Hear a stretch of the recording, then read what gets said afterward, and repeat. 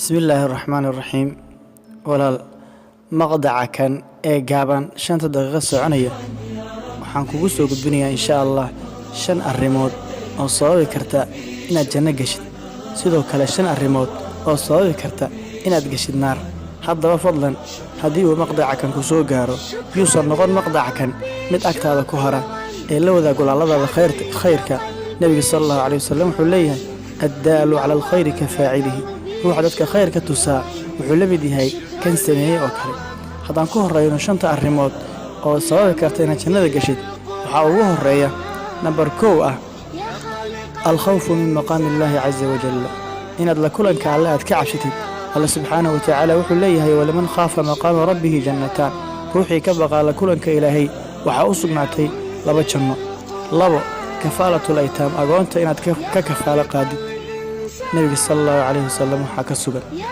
inuu yiri ana wa kaafirul yatiimi fil jannati kahatayni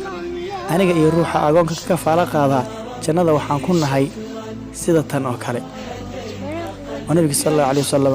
wuxuu xiriiriyay labadii safarood farta dheer iyo farta kale ku xigta ayuu xiriiriyay bimaana halka wuxuu ku tilmaamay nabiga alayhi salatu wasalaam inay aad isugu dhow yihiin raantii ilmaha kan aabahood qabriga galay Allah subhanahu wa ta'ala ka afsaday wuxuu baahan yahay daryeel iyo naxid fara badan ayuu u baahan yahay qodobka saddexaad waxa weeye taacatul waalidayn labada waalid inaad adeecid gaar ahaan hooyada nabiga sallallahu alayhi wasallam wuxuu yiri ilzam qadamayha fa thamma aljanna adamadeeda laazim halka ay jannada ku jirtay xadiis kale wuxuu ku leeyahay markii nabiga la weydiiyay sallallahu alayhi wasallam an haqqu an-nas bi husni sahabati wuxuu yiri ummuk thumma abuk afar al-iktharu min dhikrillah dhikriga ilaahay inaad badsatid nabiga sallallahu alayhi wasallam wuxuu yiri sabaqa al-mufriduna waxaa dheereeyay dadka mufridiinta ah waxaa la yiri rasuulka ilaahayow wama al-mufridun mufriduntu waa kuma wuxuu yiri adh-dhakiruna allaha kathiran wadh-dhakirat raga inta badan ilaahay xusa ee gabdhaha inta badan ilaahay xusa weey qodobka shanaad waxa weeyaan rak'ataal wudu labada rak'ay weysada nabiga sallallahu alayhi wasallam jannada ayuu galay markaas wuxuu maqlay kaba sanqadhooda markaas waxa lagu yiri waa bilaal nabiga alayhi salatu wasalaam bilaal ayuu weydiiyay an arja amalin amalahu fil islam amalka ugu rajada badan ee islaamka dhexdiisa uu qabtay wuxuu yiri rasuulka ilaahayow la a'lamu shay'an akthara min annani ma tawadda'tu wudu'an illa sallaytu ba'dahu ma sha Allah an usalli rasuulka ilaahayow ma garanay amal aan kaga raja badanahay islaamka dhexdiisa aan qabtay illa aniga inaan weysaysto mooyee ma weysaysto illa hadii aan weysaysto laba rakcadood ayaa ka dambeysiyay qodobka lixaad waxa weeye ifshaa'u salaam salaanta oo la faafiyo silatul arham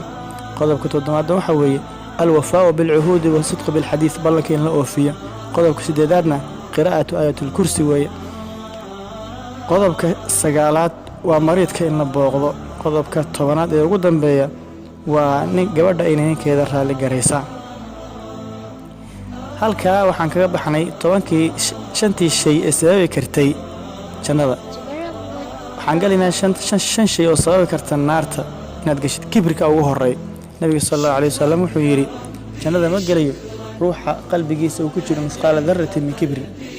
misqaala dharra in la eego kibra jannada ma galayo ninku qalbigiisa ku jiro nabiga sallallahu alayhi wasallam qodobka labaad ee sababi kara ruuxa inuu naar galo waxa kamid ah dulmiga iyo gardarrada nabiga sallallahu alayhi wasallam wuxuu yiri laba sinf waa marka wali maan arag أقوام معهم سياط كأذناب البقر يضربون الناس بنساء كاسيات عاريات مائلات مميلات عليهن كأسنمة البخت لا يدخلن الجنة ولا يجدن ريحها قضبك شناد حوي قاتل نفسه كان قدام بيه قضبك شناد حوي قاتل نفسه كان نفسه دي سدلا روح نفسه دي سدلا النبي عليه الصلاة والسلام حول الله يسوي كورنه rabbigi Allah wuxuu yiri adoonkayga wuxuu igala degdegay nafsadiisa fa xaramtu calayhi jannada ayaan ka xarimay haddaba shanta shay